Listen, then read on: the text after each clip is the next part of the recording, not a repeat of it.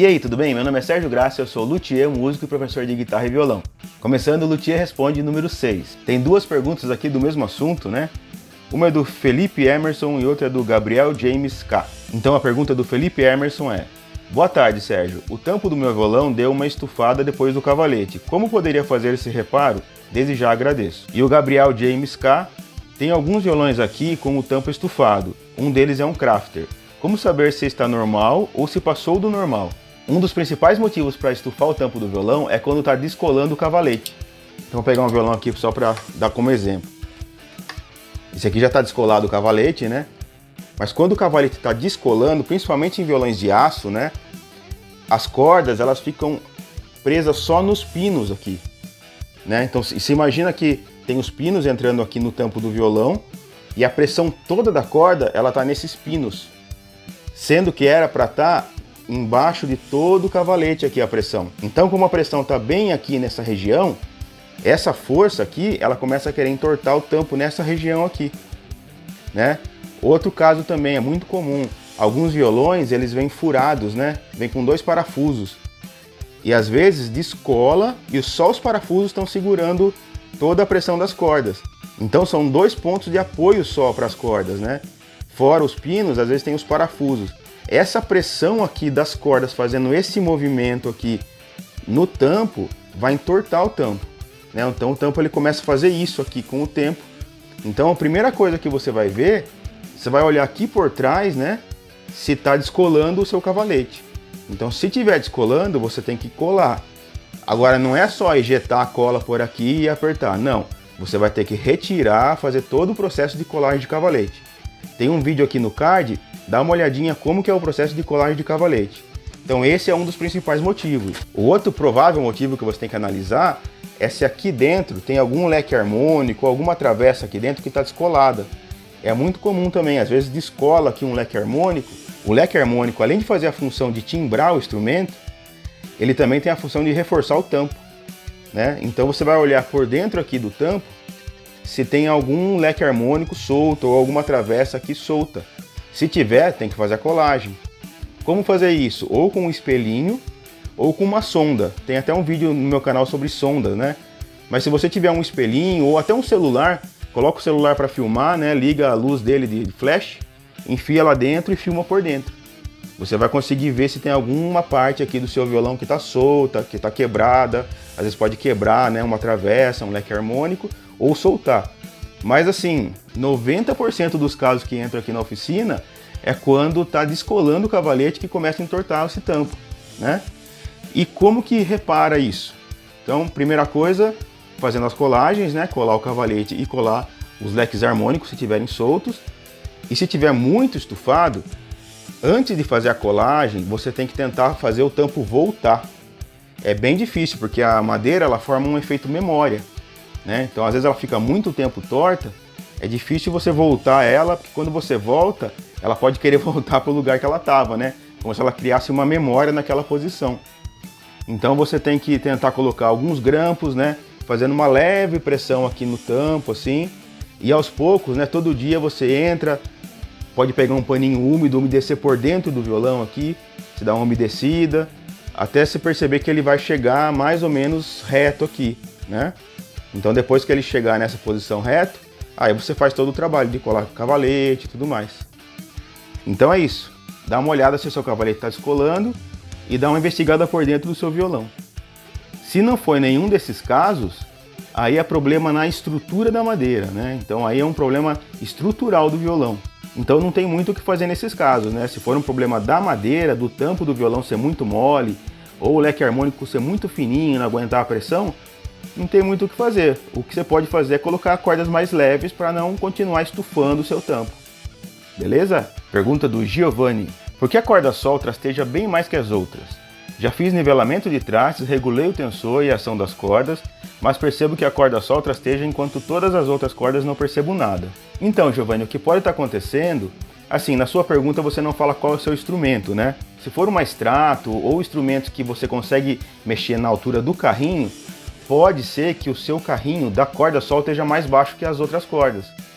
Então, se você tiver um gabarito de raio, você confere se está no raio correto da sua guitarra. Se não, você pega uma reguinha e vai medindo na casa 12. Então você pega uma reguinha e mede todas as cordas na casa 12. Então você vai deixar no mesmo raio, você vai seguir o raio do seu instrumento. Se for Les Paul ou Floyd Rose, você tem que ver também se o carrinho não está mais para baixo, se ele não entortou. Na Les Paul, às vezes acontece, deixa eu pegar uma Les Paul aqui. Na Les Paul, às vezes acontece da ponte começar a entortar assim nesse sentido. Então a pressão da corda aqui em cima da ponte, ela começa a querer entortar para baixo. Então ela fica mais flat. E quando você regular as cordas, ela vai trastejar as cordas no meio, a corda Sol, a corda Ré, né? Então é muito comum isso em Les Paul. Se não for isso, você vê se o carrinho não está muito gasto, se não está muito baixo. O principal motivo é esse, ou então pode ser até a marca da corda que você está usando, né? Então você pode até trocar encordoamento, ver se não é um problema da corda. Se não for um problema da corda e estiver totalmente nivelado os seus trastes, muito provável que vai estar o problema na ponte. Outro problema bem comum também é no final do braço aqui do instrumento, dar uma entortadinha para cima aqui na escala. É muito comum. Então você vai ter que ver se essa região está mais alta. Se essa região estiver mais alta, sempre vai trastejar. Às vezes tem um traste muito alto aqui no final da escala e também ele vai pegar numa corda quando você tocar aqui pro começo da escala. E se for violão, você tem que olhar se o seu rastilho também está no raio certinho, né?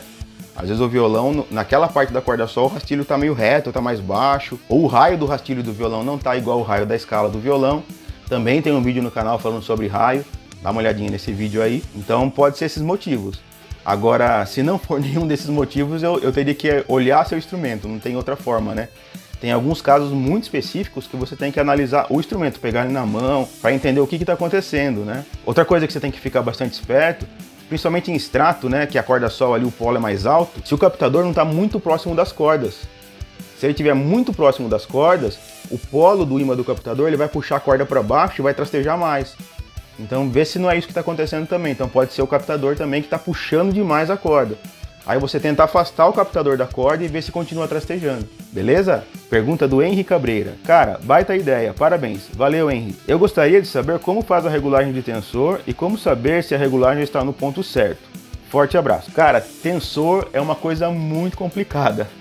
É bem complicado de eu falar para você faça isso ou faça aquilo, porque se você não fizer do jeito correto mesmo, você pode estragar seu tensor, espanar seu tensor. É uma coisa arriscada para eu falar aqui, mas eu vou te dar algumas dicas para você não estragar o tensor da sua guitarra, né? A primeira dica super importante, cara, presta atenção na chave que você vai usar. Existem basicamente, a maioria dos tensores, elas usam chave Allen. Tem alguns que usam uma porquinha, né? Tipo a Gibson, ela usa uma porquinha.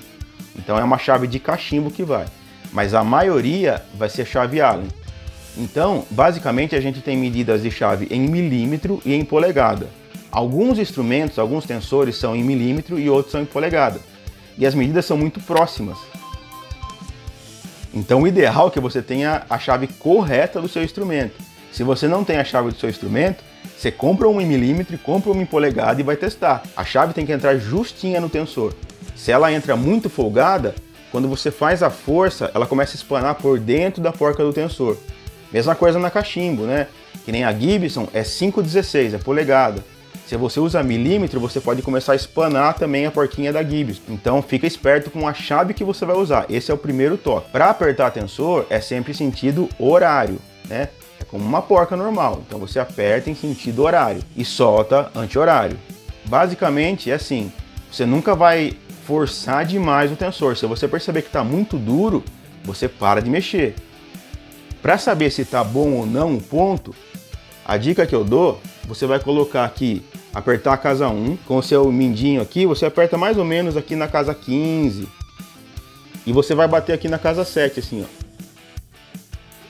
Você vai olhar, é que aqui não tem nem como mostrar para vocês.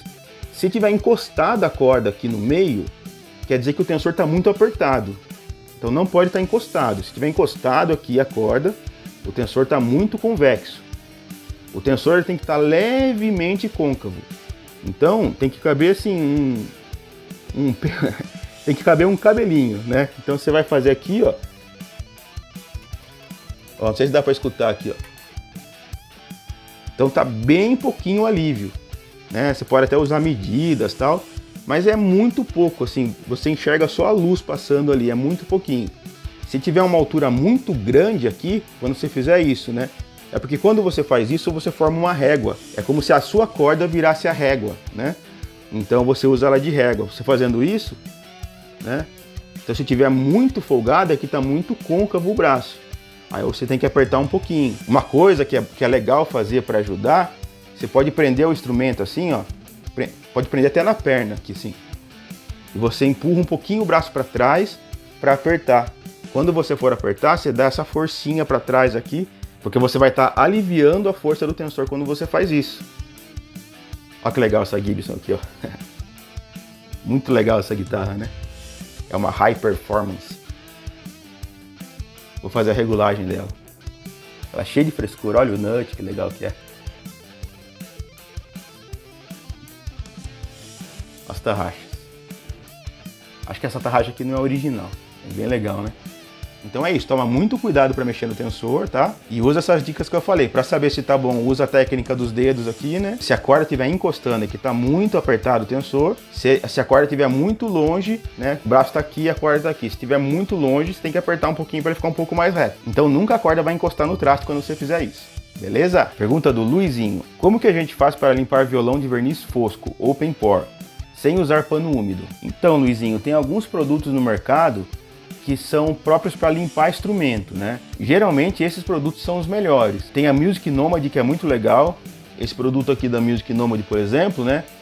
O Guitar Detailer, ele é para limpar instrumento, né? Para conservar e limpar instrumento. E ele serve para limpar instrumento de verniz acetinado ou fosco também. Né? Tem outros produtos, outras marcas que são legais, né? É que eu estou trabalhando com a Music Nomad agora. Eu vou fazer um vídeo mais específico mostrando o produto, né? Limpando instrumentos foscos, né? E alguns outros instrumentos, só para mostrar como que funciona o produto. Mas esses produtos de limpeza, no geral, né? Da Gibson, da Fender, outras marcas, né? Da Dunlop e a Music Nomad, que é de alta qualidade de produto, né? São bem legais para você usar. Eu não aconselho outras coisas, né? Ou você usa um pano úmido só, que você falou, sem usar o pano úmido, né? É porque quando o poro está aberto, dá essa impressão que não tem acabamento, mas tem acabamento. Não significa que quando você umedecer a madeira vai entrar por dentro do poro, porque o que acontece? Imagine que aqui são os poros da madeira. Quando você joga o verniz entra dentro do poro e volta, entra dentro do poro e volta. Então está todo coberto. Não é que está aberto o poro, entendeu? Está aberto visivelmente, mas ele está fechado, ele está envernizado. Então, se você passa um pano úmido, não vai ter problema. Agora, se você quer limpar de verdade, aí você compra um produto desse que eu falei. Beleza? Deixe sua pergunta aqui embaixo. Lembrando a vocês que toda quinta-feira às 19 horas tem vídeo novo do Luthier Responde. Se você gostou do vídeo, deixe seu like, se inscreva no canal, ative o sininho para receber as notificações. E se você gosta do meu trabalho e quer contribuir de alguma forma, seja membro do canal. Fique agora com a dica do professor. Um abraço e até a próxima! Na dica de hoje eu vou passar uma técnica de fingerstyle, que é bem legal para você fazer acompanhamento, né? Então eu divido a minha mão em 3 partes, né? Então a minha mão direita, como que eu penso? O polegar seria como se fosse o contrabaixo, né? Então ele que vai fazer o contrabaixo. Esses 2 dedos, eles vão atacar o acorde. Então pensa como se fosse uma guitarra, né? Um próprio violão fazendo a linha aguda do acorde, ou como se fosse um teclado fazendo a linha aguda do acorde. O indicador, ele vai servir como o slap do baixo. Quando eu puxo ele aqui, ó, é como se fosse um slap do baixo, ele fica meio percussivo. Você pode pensar que ele é também uma guitarrinha meio funkeada, né? Fazendo um contraponto com o contrabaixo, né? Então, eu vou tocar em cima de uma harmonia aqui, ó, daquela música Stand By Me. Então, eu vou fazer Lá 7+, né? Fá sustenido menor 7, Ré com sétima maior e Mi 7/9. Tá? Vou fazer esses 4 acordes. Então o polegar eu penso como se fosse o bumbo da bateria, né? E a minha mão, esse toquezinho aqui, ó, é como se fosse a caixa da bateria, né? O aro da bateria.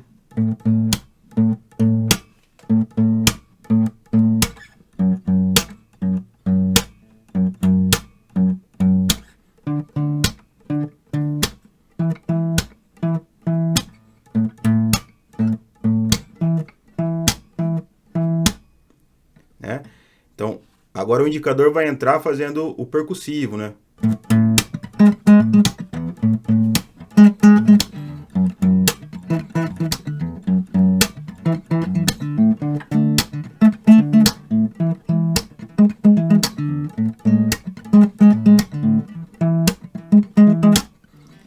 E agora vai entrar o acorde, o ataque do acorde, que eu chamo de ponta do acorde, que é a parte aguda do acorde, né?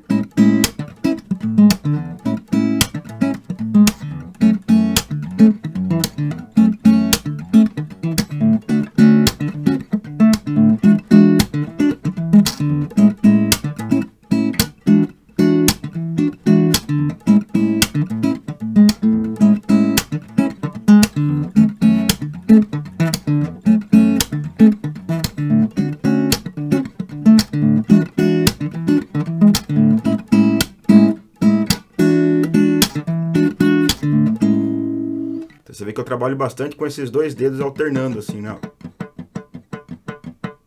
Você pode até fazer, tipo, como se fosse uma palheta, né? Fazer esse tipo de frase, né? Então vou usar aqui, ó.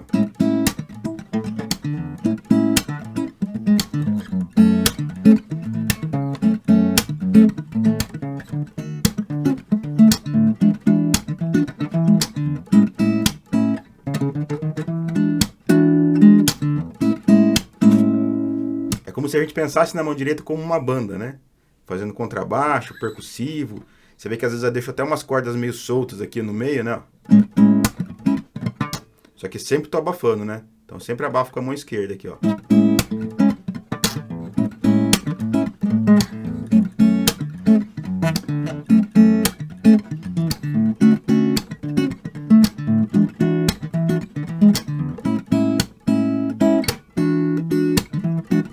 Valeu, até a próxima!